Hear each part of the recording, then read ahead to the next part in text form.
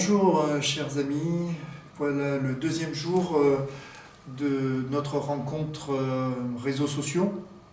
Je tenais d'abord à vous féliciter parce que c'est vrai que pour cette première journée on s'aperçoit que les règles sont globalement bien respectées.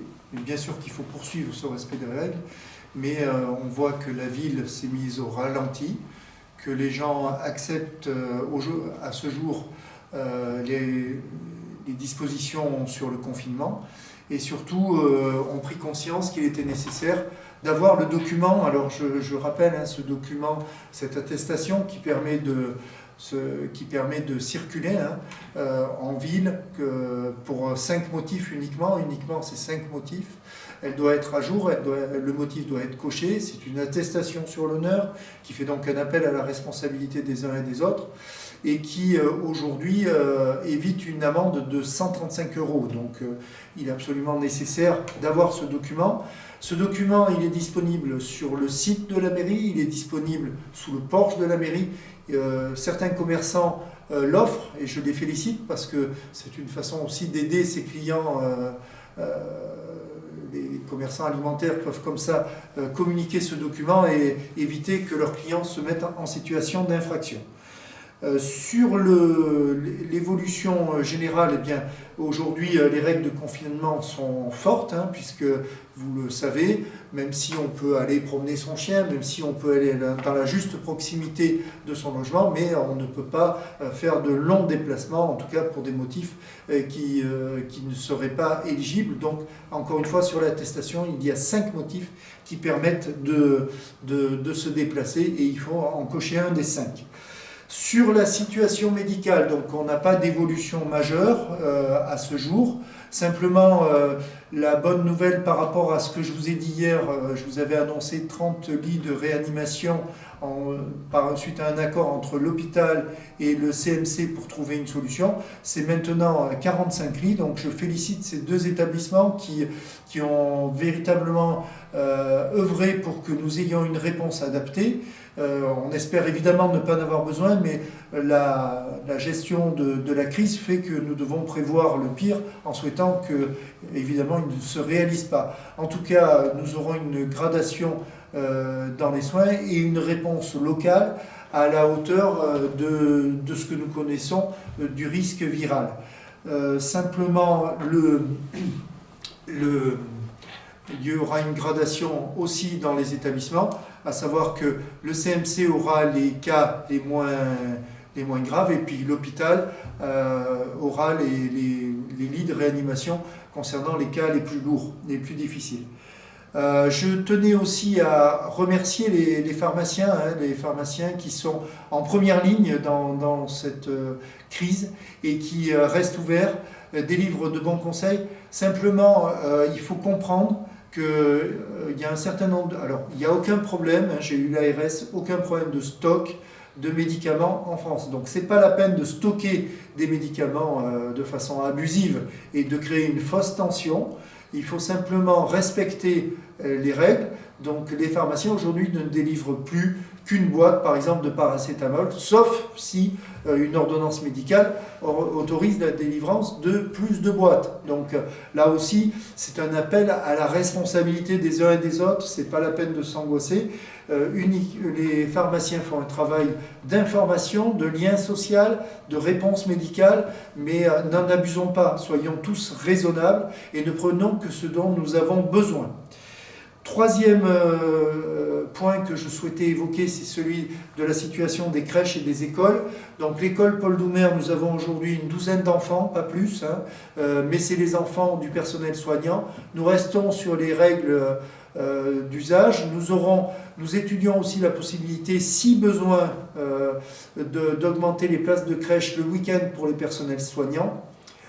C'est un réflexe normal puisque les soignants sont en première ligne dans le cadre du traitement de la maladie et nous devons leur permettre de pouvoir exercer leur profession dans de bonnes conditions. Un autre point sur la situation médicale. Il est inutile aussi d'aller voir son médecin généraliste pour obtenir un arrêt de travail suite au confinement.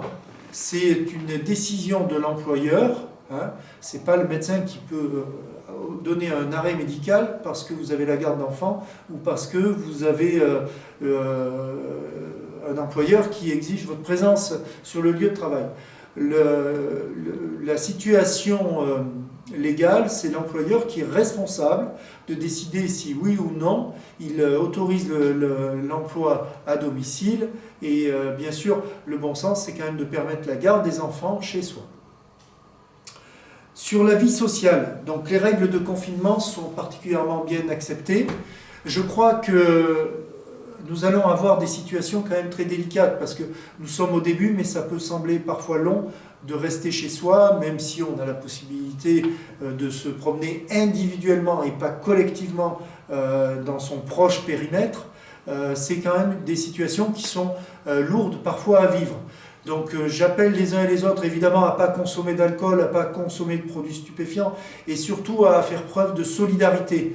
Vous avez des voisins qui parfois sont seuls, vous avez des voisins qui peuvent être en situation difficile. Soyons tous vigilants pour permettre ce vivre ensemble. C'est notre commune humanité dans cette crise qui doit s'exprimer et notre faculté à être solidaires les uns des autres. Ce n'est pas que des mots parce qu'aujourd'hui nous sommes dans une situation grave et je crois que chaque fois que ces règles sont appliquées, on passe beaucoup mieux ces situations difficiles.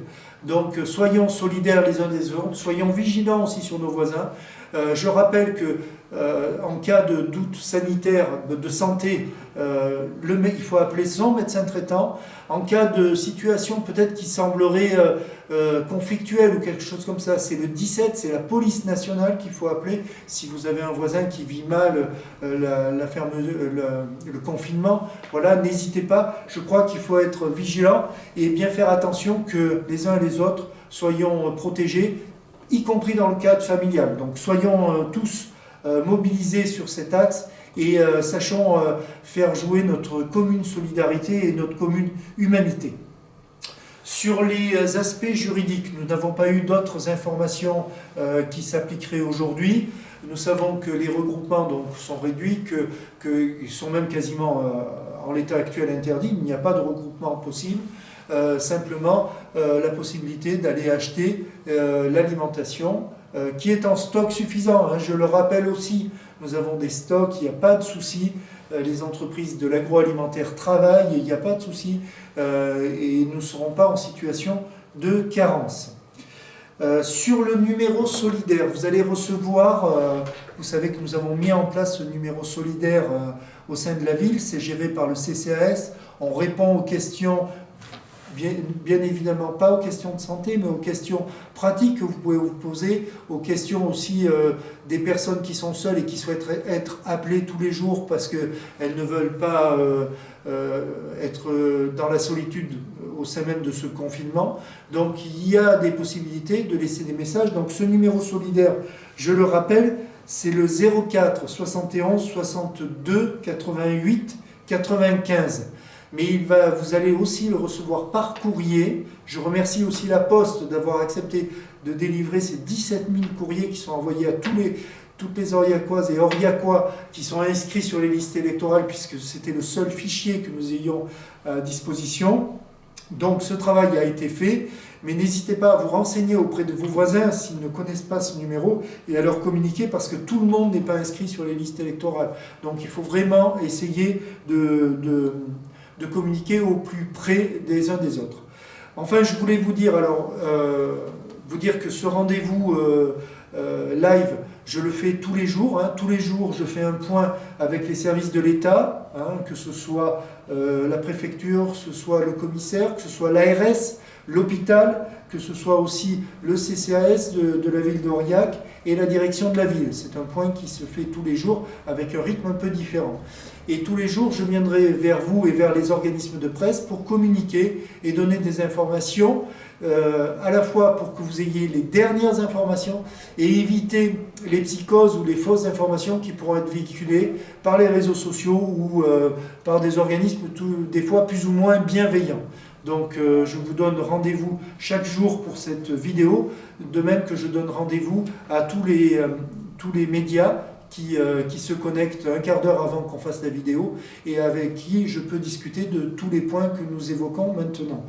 Je tiens en tout cas à remercier très chaleureusement et très vivement tous les services de l'État, tous les services hospitaliers ou médicaux du CMC, tous les infirmiers, les médecins pour le travail qu'ils réalisent, tous les services publics aussi qui sont présents et qui font leur métier de service public, mais qui le font avec conscience et diligence.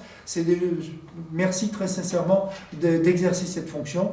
Je rappelle, et je l'ai déjà dit, que c'était la solidarité dont nous serons capables de faire preuve qui est la meilleure réponse à cette nouvelle situation, une situation dont je suis convaincu on sortira vainqueur, mais qui est pour l'instant à sa phase primaire, à sa première étape. Donc ce ne sera pas facile, mais je vous le redis, on réussira et on sortira plus fort de cette crise.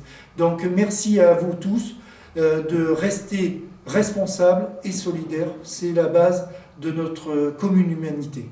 Voilà. Bon courage à tous.